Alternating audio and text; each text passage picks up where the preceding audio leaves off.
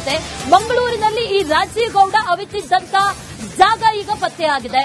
ರಾಜೀವ್ ಗೌಡ ರಹಸ್ಯವಾಗಿ ಅವಿತಿದ್ದಂತ ಆತನ ಅಡಗುತಾಣ 2 ರಿಂದ 3 ದಿನಗಳ ಕಾಲ ಆತ ಅಲ್ಲೇ ಇದ್ದ ಅನ್ನುವಂತ ಮಾಹಿತಿ ಕೂಡ ಈಗ ಸಿಕ್ಕಿರೋದು. ರಿಪಬ್ಲಿಕ್ ಕನ್ನಡದಲ್ಲಿ ಈ ಅಡಗುತಾಣದ ಎಕ್ಸ್ಕ್ಲೂಸಿವ್ ದೃಶ್ಯ ಲಭ್ಯ ಆಗಿದೆ.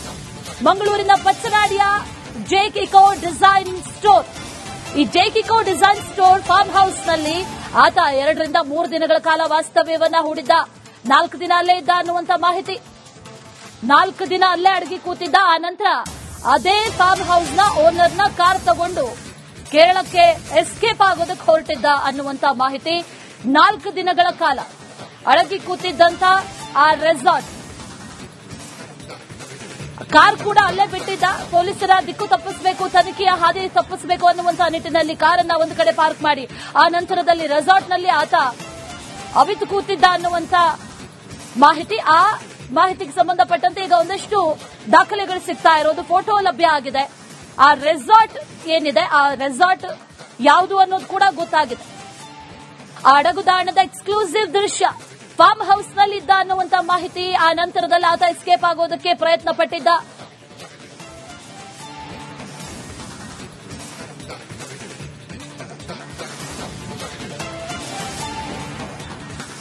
ಇದೇ ವಿಚಾರಕ್ಕೆ ಸಂಬಂಧಪಟ್ಟಂತೆ ಡೀಟೇಲ್ಸ್ ಅನ್ನ ಕೊಡ್ತಾರೆ ನಮ್ಮ ಪ್ರತಿನಿಧಿ ದಿನೇಶ್. ನೇರ ಸಂಪರ್ಕದಲ್ಲಿ ಜಾಯಿನ್ ಆಗಿದ್ದಾರೆ. ದಿನೇಶ್, ಈತ 4 ದಿನಗಳ ಕಾಲ ಒಂದೇ ಜಾಗದಲ್ಲಿದ್ರೂ ಕೂಡ ಪೊಲೀಸರಿಗೆ ಯಾವುದೇ ಅನುಮಾನ ಬಂದಿಲ್ಲ. ಈ ಅಡಗುದಾಣ ಪತ್ತೆ ಹಚ್ಚೋದಕ್ಕೆ ಪೊಲೀಸರಿಗೆ ಸಾಧ್ಯ ಆಗಿಲ್ಲ ಅನ್ನೋದೇ ಈಗ ಆಶ್ಚರ್ಯಕ್ಕೆ ಕಾರಣ ಆಗ್ತಾ ಇರೋದು. ಅಸಲಿಗೆ ಆ ಫಾರ್ಮ್ ಹೌಸ್ ಯಾರಿಗೆ ಸೇರಿದ್ದು, ಆನಂತರ ಆತನ ಕೈವಾಡ ಏನಿದೆ ಈ ಪ್ರಕರಣಕ್ಕೆ ಸಂಬಂಧಪಟ್ಟಂತೆ ಏನೇನು ಡೀಟೇಲ್ಸ್ ಇದೆ ಈ ಸಂದರ್ಭದಲ್ಲಿ ದಿನೇಶ್? ಅಶ್ವಿನಿ, ಕೆಎಸ್ ಮಹಿಳಾ ಅಧಿಕಾರಿಗೆ ನಿಂದಿಸಿದ ಪ್ರಕರಣದಲ್ಲಿ ರಾಜೀವ್ ಗೌಡ ಬಳಿಕ ತಲೆಮರೆಸಿಕೊಂಡಿದ್ದ.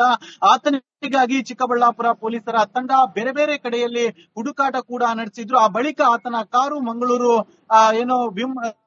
ರೈಲ್ವೆ ನಿಲ್ದಾಣದಲ್ಲೂ ಕೂಡ ಪತ್ತೆ ಆಗಿತ್ತು. ಈ ಹಿನ್ನೆಲೆಯಲ್ಲಿ ಆತನ ಎಲ್ಲಿ ಹೋಗಿರ್ಬೋದು ಅನ್ನುವಂತಹ ದೃಷ್ಟಿಯಲ್ಲಿ ಹಲವು ಕಡೆಗಳಲ್ಲಿ ಆತನಿಗಾಗಿ ಸರ್ಚಿಂಗ್ ಕೂಡ ಮಾಡಲಾಗಿತ್ತು. ಆ ಬಳಿಕ ಆತನನ್ನ ಕೇರಳದಲ್ಲಿ ಬಂಧಿಸಿರುವಂತದ್ದು. ಆತನ ಜೊತೆ ಆತನ ಆಪ್ತನಾಗಿರುವಂತಹ ಮೈಕಲ್ ನನ್ನು ಕೂಡ ಚಿಕ್ಕಬಳ್ಳಾಪುರ ಪೊಲೀಸರು ಬಂಧಿಸಿದ್ದಾರೆ. ಆದ್ರೆ ಆತ ಚಿಕ್ಕಬಳ್ಳಾಪುರದಿಂದ ತಲೆಮರೆಸಿಕೊಂಡ ಬಳಿಕ ಮಂಗಳೂರಿಗೆ ಬಂದಿದ್ದ. ಮಂಗಳೂರಿನ ರೈಲ್ವೆ ನಿಲ್ದಾಣದಲ್ಲಿ ಆತನ ಕಾರನ್ನ ಪಾರ್ಕ್ ಮಾಡಿದ್ದ. ಆದ್ರೆ ಇದು ಪೊಲೀಸರ ದಿಕ್ಕು ತಪ್ಪಿಸುವುದಕ್ಕೋಸ್ಕರ ಈ ರೀತಿಯಾಗಿ ಮಾಡಿದ್ದ ಅನ್ನುವಂತ ಒಂದಷ್ಟು ವಿಚಾರಗಳು ಕೂಡ ಈಗ ಬೆಳಕಿಗೆ ಬರ್ತಾ ಇರುವಂತದ್ದು. ಅದರ ಜೊತೆಗೆ ಪ್ರಮುಖವಾಗಿ ಆತ ಮಂಗಳೂರಿಗೆ ಬಂದು ಎಲ್ಲಿ ಅಡಗಿ ಕುಳಿತಿದ್ದ ಅನ್ನುವಂತ ವಿಚಾರ ಕೂಡ ಈಗಾಗಲೇ ಪೊಲೀಸರಿಗೆ ಗೊತ್ತಾಗಿರುವಂತದ್ದು.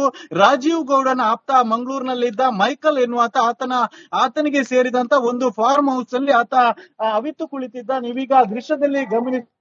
ಇದೇ ಫಾರ್ಮ್ ಹೌಸ್ ನಲ್ಲಿ ರಾಜೀವ್ ಗೌಡ 3 ರಿಂದ 4 ದಿನಗಳ ಕಾಲ ಅವಿತು ಕುಳಿತಿದ್ದ ಅನ್ನುವಂತ ಒಂದು ಮಾಹಿತಿ ಕೂಡ ಸಿಗ್ತಾ ಇರುವಂತದ್ದು. ಅಂದ್ರೆ ಇಲ್ಲೇ ಕುಳಿತಿದ್ದ ಅನ್ನುವಂಥದ್ದು ಪೊಲೀಸರ ಮಾಹಿತಿ. 4 ದಿನಗಳ ಕಾಲ ಇಲ್ಲಿ ಆತ ಅವಿತು ಕುಳಿತು ಆ ಬಳಿಕ ಕೇರಳಕ್ಕೆ ತನ್ನ ಸ್ನೇಹಿತ ಮೈಕಲ್ ಜೊತೆ ಪರಾರಿಯಾಗಿದ್ದ. ಅಲ್ಲೇ ತಲೆಮರೆಸಿಕೊಂಡಿದ್ದ. ಅಂದ್ರೆ ಮೈಕಲ್ ಎನ್ನುವಾತ ರಾಜೀವ್ ಗೌಡನಿಗೆ ಆಪ್ತನಾಗಿದ್ದ. ಆತ ಈ ಒಂದು ಪ್ರಕರಣದ ಬಳಿಕ ರಾಜೀವ್ ಗೌಡನನ್ನ ಆತನನ್ನ ಮಂಗಳೂರಿಗೆ ಕರೆಸಿಕೊಂಡು ತನ್ನ ಈ ಒಂದು ಫಾರ್ಮ್ ಹೌಸ್ ಏನಿದೆ, ಅಂದ್ರೆ ದಿ ಇಕೋ ಡಿಸೈನ್ ಸ್ಟೋರ್ ಅನ್ನುವಂತ ಇದು ಫಾರ್ಮ್ ಹೌಸ್ ಏನಿದೆ, ಇಲ್ಲಿ ಆತನಿಗೆ ಉಳಿಯುವುದಕ್ಕೆ ವ್ಯವಸ್ಥೆ ಮಾಡಿದ್ದ. ಆದ್ರೆ ಮಂಗಳೂರಿಗೆ ಚಿಕ್ಕಬಳ್ಳಾಪುರ ಪೊಲೀಸರ ತಂಡ ಬಂದು ಯಾವಾಗ ಹುಡುಕಾಟ ನಡೆಸಲಿಕ್ಕೆ ಪ್ರಾರಂಭಿಸಿದ್ರು, ಆ ಬಳಿಕ ಮೈಕಲ್ ಜೊತೆಯಾಗಿ ಆತ ಕೇರಳಕ್ಕೆ ಹೋಗಿ ಅಲ್ಲಿ ತಲೆಮರೆಸಿಕೊಂಡಿದ್ದ. ಅಲ್ಲೂ ಕೂಡ ಚಿಕ್ಕಬಳ್ಳಾಪುರ ಪೊಲೀಸರು ಬೇರೆ ಬೇರೆ ಕಡೆಗಳಲ್ಲಿ ಆತನನ್ನ ಸರ್ಚ್ ಮಾಡಿ ಈಗ ಕೇರಳದಲ್ಲಿ ಆತನನ್ನ ಬಂಧಿಸಿರುವಂತದ್ದು. ಅದರ ಜೊತೆಗೆ ಆತನಿಗೆ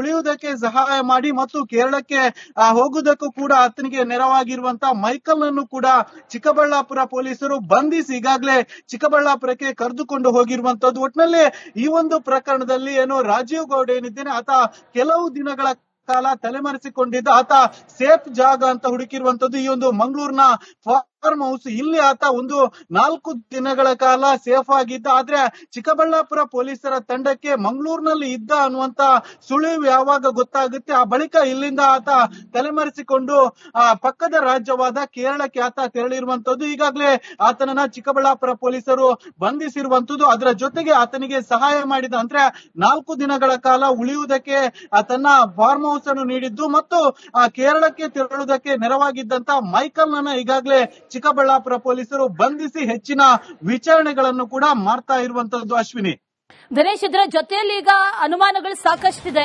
ಈತ ಕಾರನ್ನ ಒಂದು ಕಡೆಯಲ್ಲಿ ಪಾರ್ಕ್ ಮಾಡ್ತಾನೆ, ಆನಂತರದಲ್ಲಿ ಆತನ ಪಿಕ್ ಮಾಡಿದ್ಯಾರು, ಆನಂತರದಲ್ಲಿ ಇಲ್ಲಿ ಬರೋದಕ್ಕೆ, ಇಲ್ಲಿ ಇರೋದಕ್ಕೆ ಆಶ್ರಯವನ್ನ ಕೊಟ್ಟಿದ್ದೇನೋ ಹೌದು.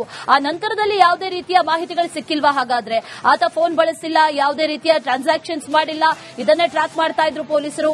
ಆದ್ರೆ ಇದೆಲ್ಲದರ ಮಧ್ಯೆ ಒಂದಷ್ಟು ಅನುಮಾನಗಳು ಕಾಡ್ತಾ ಇದೆ. ಈತನ ಹಿಂದೆ ಅಥವಾ ಈತನ ಜೊತೆಯಲ್ಲಿ ಯಾರಾದ್ರೂ ಇದ್ರಾ ಅಥವಾ ಇದ್ದಾರಾ ಅನ್ನುವಂತ ಒಂದಷ್ಟು ಅನುಮಾನಗಳು ಕಾಡ್ತಾ ಇರೋದು. ಅದ್ರ ಬಗ್ಗೆ ಪೊಲೀಸರಿಗೆ ಏನ್ ಮಾಹಿತಿ ಇದೆ ದಿನೇಶ್? ಅಂದ್ರೆ ಈ ಮಂಗಳೂರು ಪೊಲೀಸರು ಈ ಒಂದು ಪ್ರಕರಣದಲ್ಲಿ ಇನ್ವಾಲ್ವ್ ಆಗ್ಲಿಲ್ಲ. ಅವ್ರು ಯಾವುದೇ ರೀತಿಯಾಗಿ ಅಂದ್ರೆ ಚಿಕ್ಕಬಳ್ಳಾಪುರ ಪೊಲೀಸರು ಏನಿದ್ದಾರೆ ಅವರೇ ಮಂಗಳೂರಿಗೆ ಬಂದು ಅವರೇ ಇಲ್ಲಿ ತನಿಖೆ ಮಾಡಿ ಅವರೇ ಹುಡುಕಾಟ ಮಾಡಿ ಈತನನ್ನ ಈಗಾಗಲೇ ಕೇರಳದಲ್ಲಿ ಬಂಧಿಸಿರುವಂತದ್ದು. ಮಂಗಳೂರು ಪೊಲೀಸರು ಇದರಲ್ಲಿ ಇನ್ವಾಲ್ವ್ ಆಗಿಲ್ಲ. ಎಲ್ಲ ಚಿಕ್ಕಬಳ್ಳಾಪುರ ಪೊಲೀಸರ ತಂಡ ಏನಿದೆ ಅವರೇ ಇನ್ವಾಲ್ವ್ ಆಗಿ ಈ ಒಂದು ಸರ್ಚಿಂಗ್ ಕಾರ್ಯಾಚರಣೆ ಕೂಡ ಮಾಡಿರುವಂತದ್ದು. ಮತ್ತು ಕೇರಳಕ್ಕೂ ಕೂಡ ಚಿಕ್ಕಬಳ್ಳಾಪುರ ಪೊಲೀಸರ ತಂಡ ಹೋಗಿ ಅಲ್ಲಿ ಮೈಕಲ್ ಮತ್ತು ಆತ ರಾಜೀವ್ ಗೌಡ ಏನಿದ್ದಾನೆ ಆತನನ್ನ ಬಂಧಿಸಿರುವಂತದ್ದು. ಅಂದ್ರೆ ಪ್ರಮುಖವಾಗಿ ರಾಜೀವ್ ಗೌಡ ಈ ಒಂದು ಪ್ರಕರಣದಲ್ಲಿ ಯಾವಾಗ ಸಿಳುಕಿ ಹಾಕಿಕೊಳ್ತಾನೆ ಆ ಬಳಿಕ ಆತ ತಲೆಮರೆಸಿಕೊಂಡು ಆತನಿಗೆ ಆಗ ನೆರವಾಗಿರುವಂತದ್ದು ಈ ಮೈಕಲ್ ಆತನನ್ನ ಮಂಗಳೂರಿಗೆ ಕರೆಸಿಕೊಂಡು ಆತನಿಗೆ ಸೇರಿದಂತ ಒಂದು ಫಾರ್ಮ್ ಹೌಸ್, ಅಂದ್ರೆ ಇದು ಇರುವಂತದ್ದು ಮಂಗಳೂರು ಹೊರವಲಯದ ಪಚ್ಚನಾಡಿಯಲ್ಲಿ ಇರುವಂತದ್ದು ಫಾರ್ಮ್ ಹೌಸ್. ಅಂದ್ರೆ ಇಲ್ಲಿ ಕೇವಲ ಫಾರ್ಮ್ ಹೌಸ್ ಮಾತ್ರ ಅಲ್ಲ, ಇಕೋ ಡಿಸೈನ್ ಅಂದ್ರೆ ಮರದ ಒಂದಷ್ಟು ಸಾಮಗ್ರಿಗಳು ಕೂಡ ಇಲ್ಲಿ ತಯಾರಾಗುತ್ತೆ. ಆ ಭಾಗದಲ್ಲಿ ಅದು ಕೆಲಸ ಕೂಡ ನಡೀತಾ ಇದೆ. ಈ ಒಂದು ಪ್ಲೇಸ್ ಏನಿದೆ ಇದು ತಲೆಮರೆಸಿಕೊಳ್ಳುವುದಕ್ಕೆ ಬಹಳ ಸೂಕ್ತವಾದಂತಹ ಪ್ಲೇಸ್ ಅಂತ ಇಲ್ಲಿ ಸುಮಾರು 4 ದಿನಗಳ ಕಾಲ ಉಳಿದುಕೊಂಡಿದ್ದ. ಪ್ರಮುಖವಾಗಿ ಆತ ತನ್ನ ದಿಕ್ಕನ್ನು ಅಂದ್ರೆ ಪೊಲೀಸರ ತನಿಖೆಯ ದಿಕ್ಕನ್ನು ಬದಲಾಯಿಸುವುದಕ್ಕೋಸ್ಕರ ಥ್ಯಾಂಕ್ ಯು. ಡೀಟೇಲ್ ಸಂಬಂಧಪಟ್ಟಂತೆ ಮಂಗಳೂರಿನಲ್ಲಿ ಈ ರಾಜೀವ್ ಗೌಡ ಅವಿತಿದ್ದಂತ ಜಾಗ ಈಗ ಪತ್ತೆಯಾಗಿದೆ. ರಾಜೀವ್ ಗೌಡ ರಹಸ್ಯವಾಗಿ ಅವಿತಿದ್ದಂತ ಆತನ ಅಡಗುತಾಣ 2 ರಿಂದ 3 ದಿನಗಳ ಕಾಲ ಆತ ಅಲ್ಲೇ ಇದ್ದ ಅನ್ನುವಂತ ಮಾಹಿತಿ ಕೂಡ ಈಗ ಸಿಕ್ಕಿರೋದು. ರಿಪಬ್ಲಿಕ್ ಕನ್ನಡದಲ್ಲಿ ಈ ಅಡಗುತಾಣದ ಎಕ್ಸ್ಕ್ಲೂಸಿವ್ ದೃಶ್ಯ ಲಭ್ಯ ಆಗಿದೆ. ಮಂಗಳೂರಿನ ಪಚ್ಚನಾಡಿಯ ಜೇಕಿಕೋ ಡಿಸೈನ್ ಸ್ಟೋರ್, ಈ ಜೇಕಿಕೋ ಡಿಸೈನ್ ಸ್ಟೋರ್ ಫಾರ್ಮ್ ಹೌಸ್ ನಲ್ಲಿ ಆತ 2 ರಿಂದ 3 ದಿನಗಳ ಕಾಲ ವಾಸ್ತವ್ಯವನ್ನ ಹೂಡಿದ್ದ. 4 ದಿನ ಅಲ್ಲೇ ಇದ್ದ ಅನ್ನುವಂತ ಮಾಹಿತಿ. 4 ದಿನ ಅಲ್ಲೇ ಅಡಗಿ ಕೂತಿದ್ದ. ಆ ನಂತರ ಅದೇ ಫಾರ್ಮ್ ಹೌಸ್ ನ ಓನರ್ನ ಕಾರ್ ತಗೊಂಡು ಕೇರಳಕ್ಕೆ ಎಸ್ಕೇಪ್ ಆಗೋದಕ್ಕೆ ಹೊರಟಿದ್ದ ಅನ್ನುವಂತ ಮಾಹಿತಿ. 4 ದಿನಗಳ ಕಾಲ ಅಡಗಿ ಕೂತಿದ್ದಂತ ಆ ರೆಸಾರ್ಟ್ ಕಾರ್ ಕೂಡ ಅಲ್ಲೇ ಬಿಟ್ಟಿದ್ದ. ಪೊಲೀಸರ ದಿಕ್ಕು ತಪ್ಪಿಸಬೇಕು, ತನಿಖೆಯ ಹಾದಿ ತಪ್ಪಿಸಬೇಕು ಅನ್ನುವಂತಹ ನಿಟ್ಟಿನಲ್ಲಿ ಕಾರನ್ನ ಒಂದು ಕಡೆ ಪಾರ್ಕ್ ಮಾಡಿ ಆ ನಂತರದಲ್ಲಿ ರೆಸಾರ್ಟ್ನಲ್ಲಿ ಆತ ಅವಿತು ಕೂತಿದ್ದ ಅನ್ನುವಂತ ಮಾಹಿತಿ. ಆ ಮಾಹಿತಿಗೆ ಸಂಬಂಧಪಟ್ಟಂತೆ ಈಗ ಒಂದಷ್ಟು ದಾಖಲೆಗಳು ಸಿಗ್ತಾ ಇರೋದು, ಫೋಟೋ ಲಭ್ಯ ಆಗಿದೆ. ಆ ರೆಸಾರ್ಟ್ ಏನಿದೆ, ಆ ರೆಸಾರ್ಟ್ ಯಾವುದು ಅನ್ನೋದು ಕೂಡ ಗೊತ್ತಾಗಿದೆ. ಆ ಅಡಗುದಾಣದ ಎಕ್ಸ್ಕ್ಲೂಸಿವ್ ದೃಶ್ಯ ಫಾರ್ಮ್ ಹೌಸ್ ನಲ್ಲಿ ಇದ್ದ ಅನ್ನುವಂತ ಮಾಹಿತಿ. ಆ ನಂತರದಲ್ಲಿ ಆತ ಎಸ್ಕೇಪ್ ಆಗೋದಕ್ಕೆ ಪ್ರಯತ್ನ